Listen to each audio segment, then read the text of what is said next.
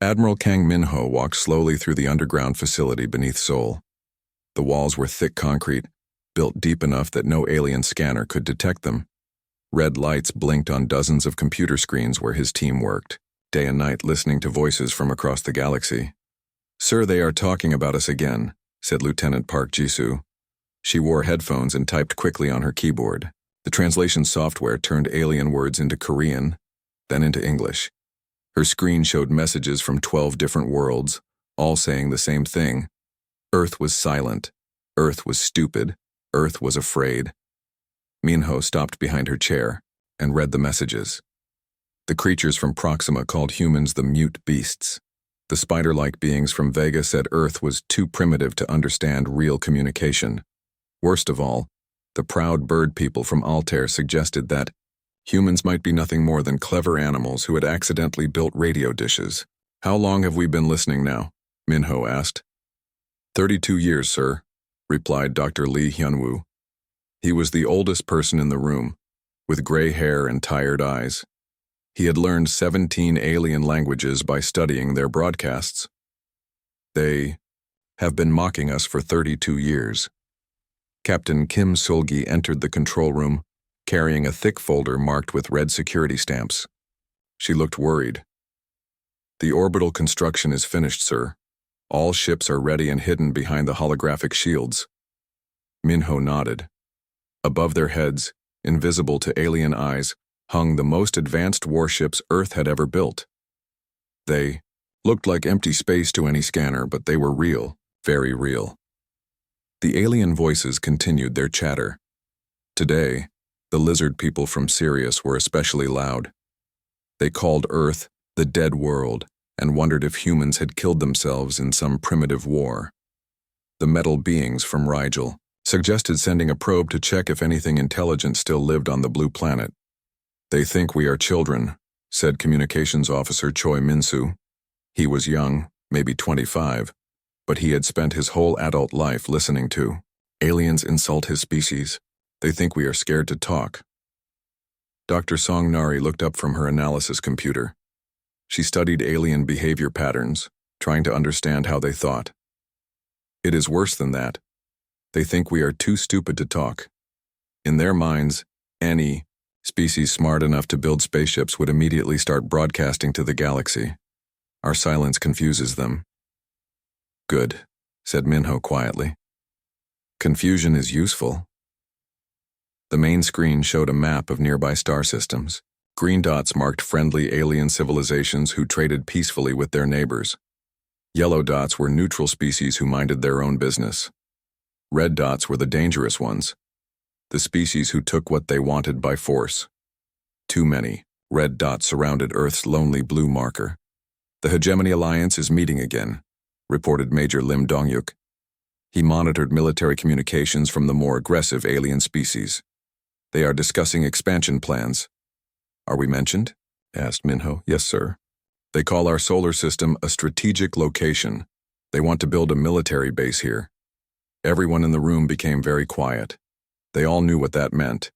If aliens wanted to build a base in Earth's solar system, they would not ask permission. First, they would simply take what they needed and remove any obstacles. Obstacles like humanity. Commander Park Min-ji walked over to the tactical display. It showed Earth's hidden defenses.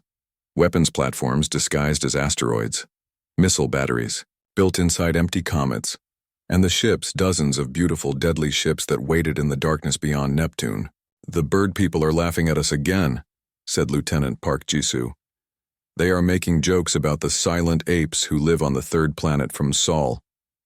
"Let them laugh," said Minho. "Laughter makes noise. Noise reveals position. Position reveals weakness." Dr. Lee Hyunwoo smiled for the first time in months. "Sir, do you remember what Sun Tzu wrote? Appear weak when you are strong, and strong when you are weak." "I remember," said Minho. "The aliens see our silence and think it means weakness. They cannot imagine that silence might mean patience, or preparation, or wisdom." The alien chatter continued. Species after species added their voices to the cosmic conversation, sharing, technology and knowledge and insults about the quiet humans. They spoke of Earth like it was an empty house in a good neighborhood, waiting for someone to move in.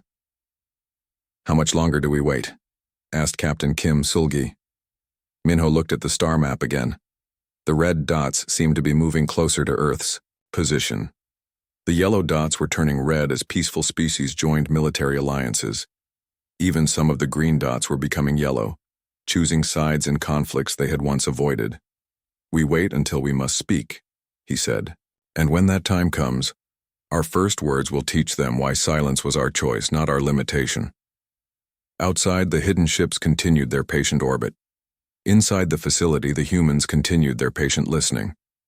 Above them, all the stars carried alien voices across impossible distances, full of mockery for the species that refused to join their conversation.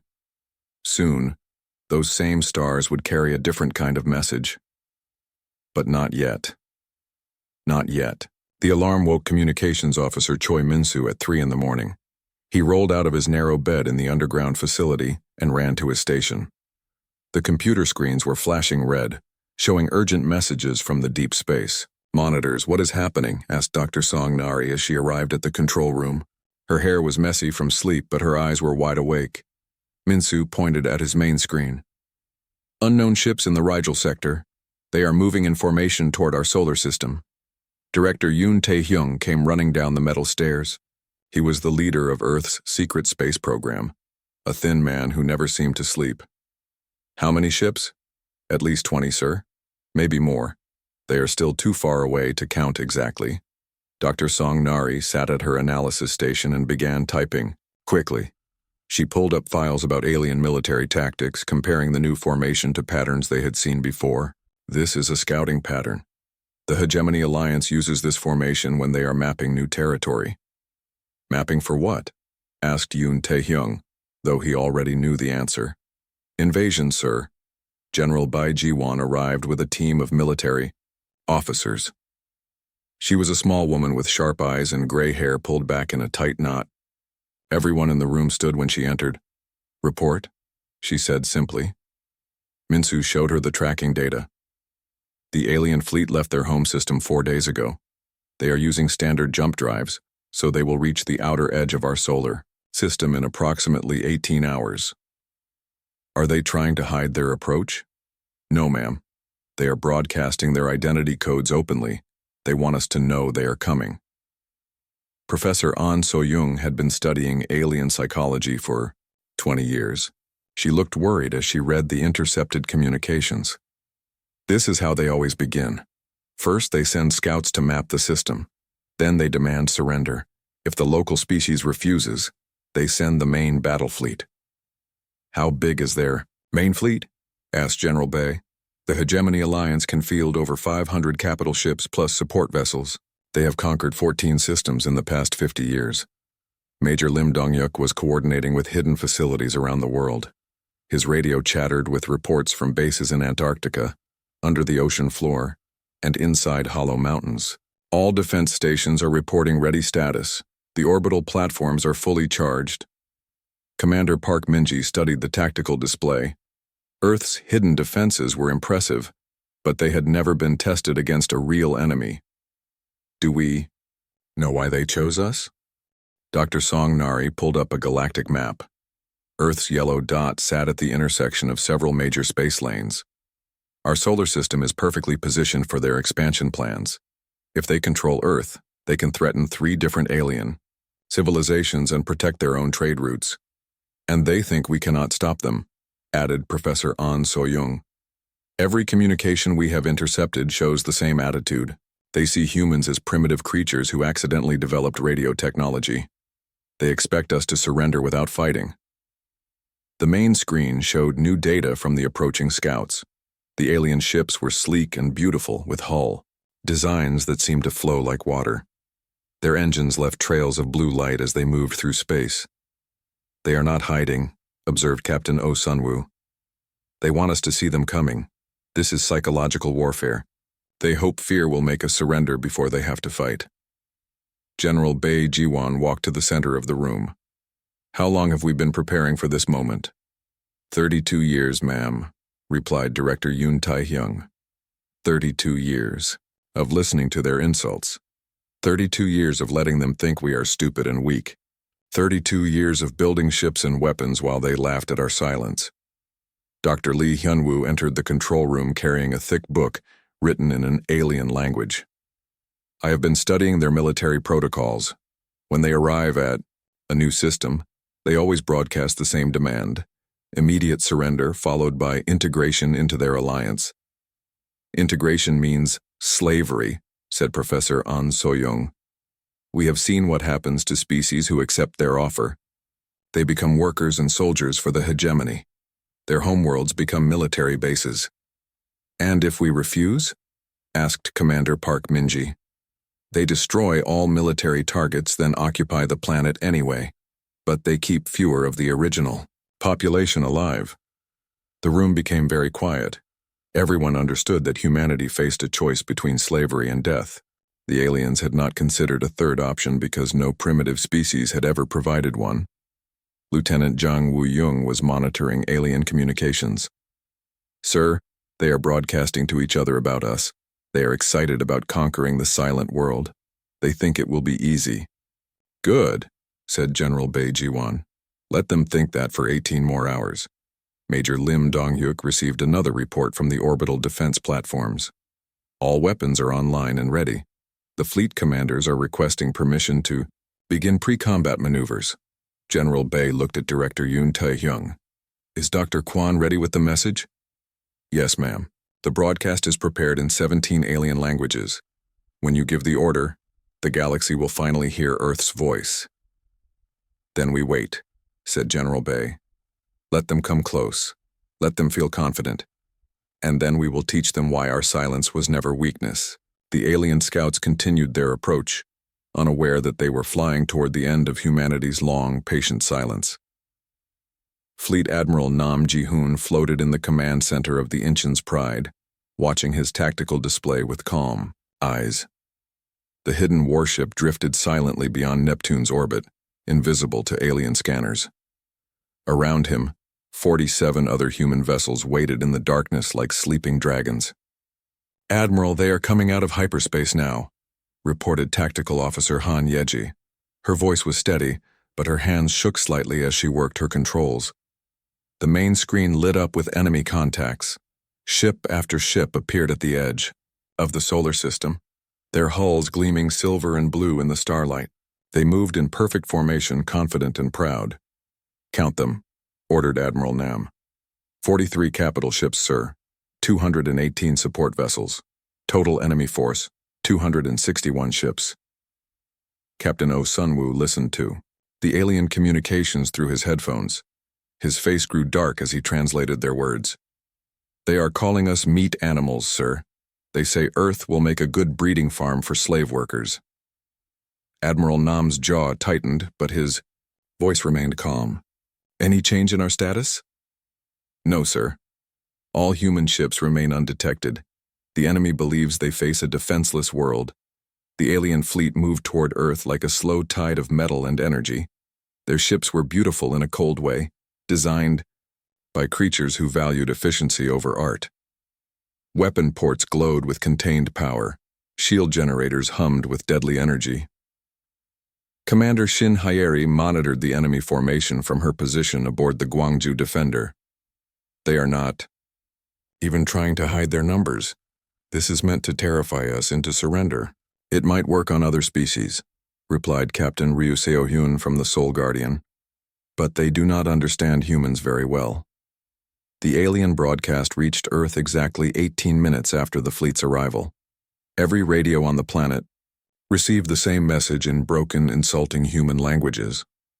Dr. Kwon Jae-hyun listened to the ultimatum with growing anger. They give us 12 hours to surrender, he reported to the underground command center. After that, they will begin orbital bombardment of major cities. They say resistance is impossible because we are too primitive to fight properly. General Bae Ji-won stood before the main communications console. The message that would end Earth's 32 years of silence was ready to broadcast. One touch of a button would change everything. Sir, called Lieutenant Jang Woo-young from his station. The enemy commander is broadcasting to his fleet. He is telling them this will be the easiest conquest in hegemony history. What else does he say? Asked General Bay. He says humans are like insects, numerous but weak.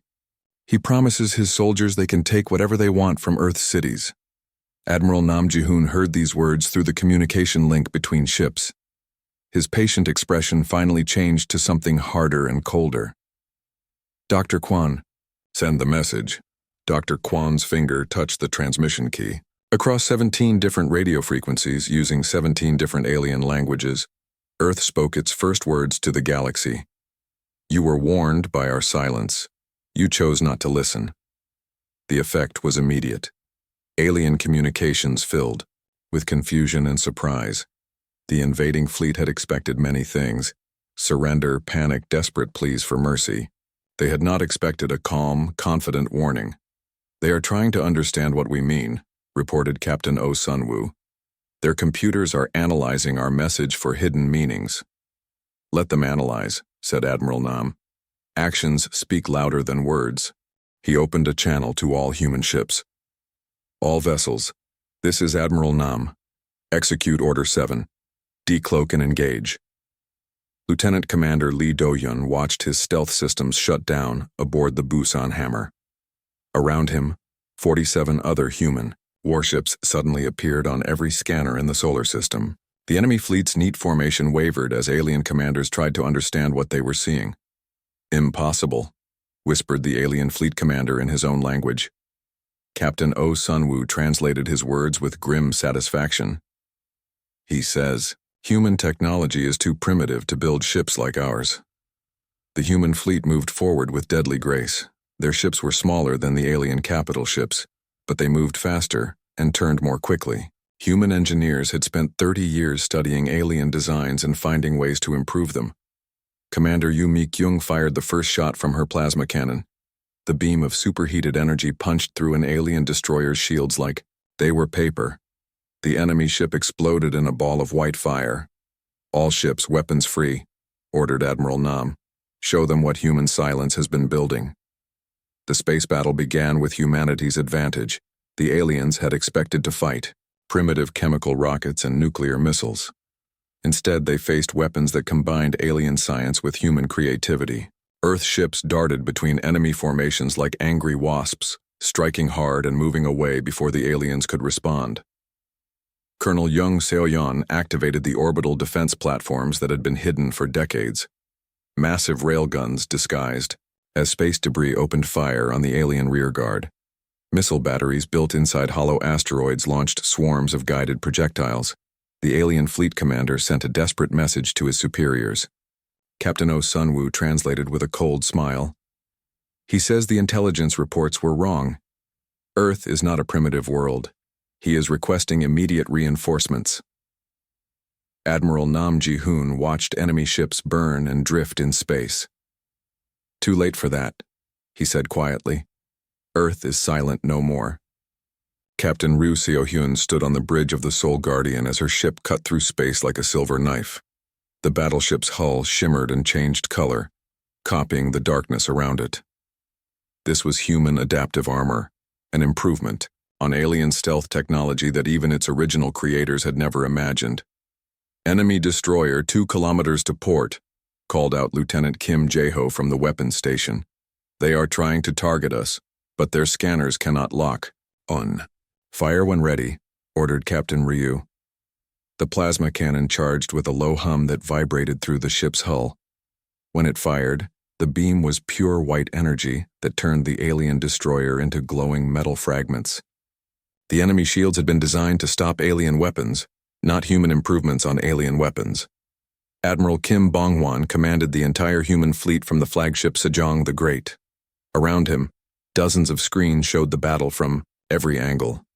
Human ships moved like dancers, fast and graceful, while the alien fleet struggled to understand what was happening. Their formation is breaking apart, reported Commander Park Jin-woo. They expected to fight in straight lines, but our ships are attacking from all directions at once. The alien ships were beautiful but predictable. They had been built by species who fought the same way for thousands of years, using the same tactics, and the same formations. Human commanders had studied these patterns for 30 years, learning every weakness.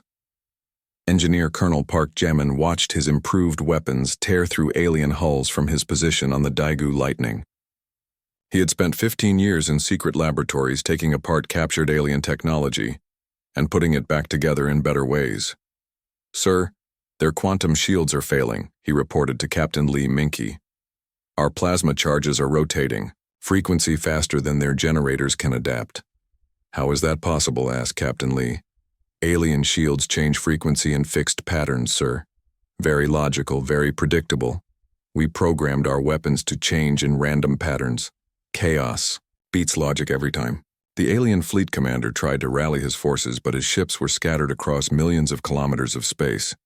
Human fighters swarmed around the larger alien vessels like angry bees, their pilots showing a flexibility that purely technological species had never developed.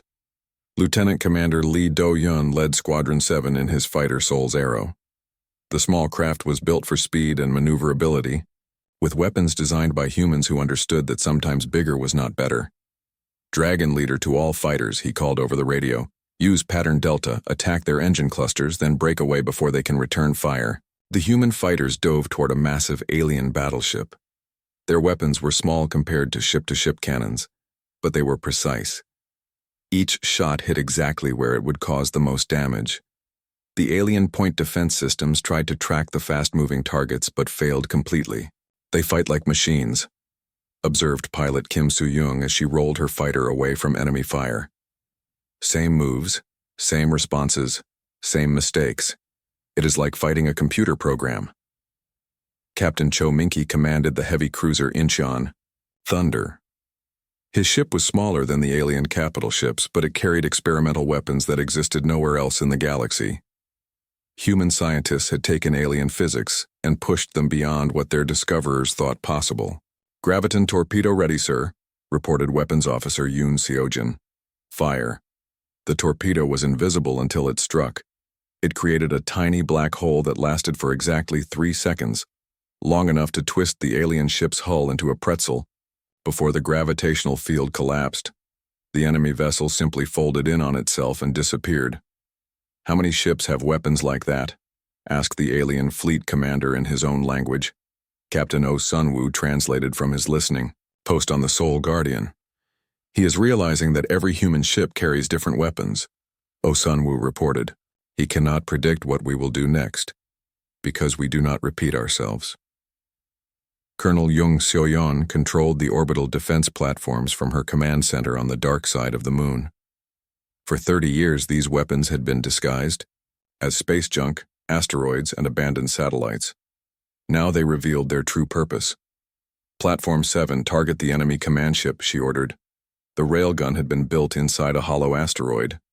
When it fired, the asteroid split open like a flower, revealing the massive weapon hidden inside.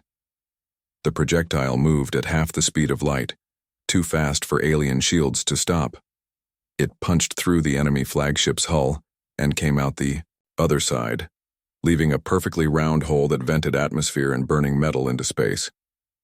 Commander Yoo Mik-young watched from the Busan Hammer as the alien fleet tried to retreat. Their neat formations had become scattered groups of damaged ships trying to escape the solar system. "They are requesting emergency reinforcements," she reported. "Their commander is telling his superiors that Earth has weapons that should not exist." Admiral Kim Bong-hwan opened a channel to all human ships. "Let them run. Let them carry word back to their masters. But make sure they understand the price of threatening Earth." The human fleet pursued the fleeing aliens to the edge of the solar system, destroying any ship that moved too slowly. By the time the battle ended, only 12 alien vessels remained out of the original 261. Captain Ryu Seo-hyun watched the last enemy ship disappear into hyperspace. "Think they learned their lesson?" "If not," replied Admiral Kim, "we will teach it to them again." Ambassador Seo Yunho walked through the crystal corridors of the Galactic Council Station, his black diplomatic uniform a stark contrast to the flowing robes and strange body coverings worn by alien delegates. 3 months had passed since the failed invasion of Earth, and everything had changed. The great assembly hall buzzed with nervous energy as representatives from 400 worlds took their seats. Species that had once mocked humanity's silence now watched the human ambassador with careful respect. Some looked curious, others worried, and a few seemed genuinely afraid. "The Council recognizes Ambassador Seo Yunho of Earth," announced the speaker, a tall being with blue skin and 4 arms. Her voice carried across the chamber through translation devices that turned her words into hundreds of different languages. Seo Yunho stood at the central podium, the same place where alien speakers had joked about the silent world for decades. Now the chamber was completely quiet, waiting for Earth's first official words to the galaxy. "Earth accepts membership in the galactic community," he said simply. "We come not as conquerors, but as equals who have earned our place through patience and strength." The reaction was immediate. Delegates whispered to each other in dozens of alien languages. The spider-like beings from Vega, who had once called humans mute beasts, now leaned forward to hear every word. The proud bird people from Altair sat in uncomfortable silence, remembering their jokes about clever animals. Director Kim Ji-yeon watched the ceremony from the New Earth Embassy, a gleaming structure built in orbit around the moon. Her screens showed diplomatic communications flowing between Earth and alien worlds at a rate that would have been impossible just months before. 16 species have requested formal trade agreements today, reported her assistant, Captain Park Sang-hoon. The Centauri Collective wants to buy our adaptive armor technology. The Rigel Federation is offering rare metals in exchange for our graviton torpedo designs. What do the military analysts recommend? Asked Kim Ji-yeon. Share the defensive technologies, keep the offensive ones secret. Let them see enough to know we are strong, but not enough to match our strength. Admiral Park Sang-jun commanded the first official Earth patrol fleet, 6 ships that now flew openly through galactic space lanes. The sleek vessels bore Earth's blue and white colors proudly, no longer hiding behind holographic camouflage. "Patrol 7 to Earth Command," he reported as his ship New Sol passed through the busy Procyon system. 3 alien cargo ships have requested escort through the asteroid field. They say human protection is the most reliable in the galaxy. The irony was not lost on anyone. Species that had once planned to conquer Earth now paid for human military protection. The same weapons that had defeated the Hegemony Alliance now guarded peaceful trade routes. Captain Lee Min-soo walked through the corridors of his ship, the Pusan Explorer, noting how alien crew members worked alongside human officers. The lizard people, from Sirius, who had once called Earth the dead world, now served as communications specialists on human vessels. "Captain," called out Lieutenant Vexhai, a reptilian being whose scales changed color when he was excited. "We are receiving a distress call from the Vega system. Pirates are attacking a medical transport. Set course for Vega," ordered Captain Lee. "Maximum speed." The human ship arrived at the battle just as the pirates were boarding the medical vessel. These were the same type of criminals who had once avoided human space because they thought it was empty and worthless. Now they learned a different lesson. Professor Han-jun sat in her new office at the Galactic Studies Institute, reviewing reports from human scholars working on a dozen different worlds. The research facility had been built specifically to study how Earth's approach to galactic relations was changing everything. "The economic data is fascinating," she told her assistant, Dr. Choi Min-woo. "Species that were once enemies are now working together on projects that benefit from human mediation. Our reputation for patient thinking makes us ideal negotiators." "What about the military implications?" asked Dr. Choi. "Even more interesting. 3 major military alliances have requested human observers for their war games. They want to learn our tactical doctrines, but we are only teaching them the basics." Communications Director Cho Yura prepared the daily broadcast from Earth to the galaxy. The same quantum networks that had once carried mockery and insults now carried news, trade information, and cultural exchanges. "Today's message?" asked her technician operator Kim Ji-won. "Standard diplomatic update," replied Cho Yura. "But include the new policy statement about aggressive species." The message went out across hundreds of star systems. "Earth welcomes peaceful contact with all civilizations. We offer friendship to those who approach with respect, protection to those who need it, and strength to those who threaten others. Ambassador Seo Yunho finished his speech to the Galactic Council with words that would be remembered for centuries. We listened to your voices for 30 years and learned from your actions. Now we speak from strength earned through patience, preparation, and the wisdom to remain silent until the moment demanded our voice. The applause that followed was genuine, not the polite clapping of diplomatic ceremony. Species that had never shown respect to anyone now stood to honor the humans who had proven that sometimes the quietest voice carried the biggest weapon. Later, as alien delegates approached to request private meetings and trade negotiations, Seo Yunho smiled quietly.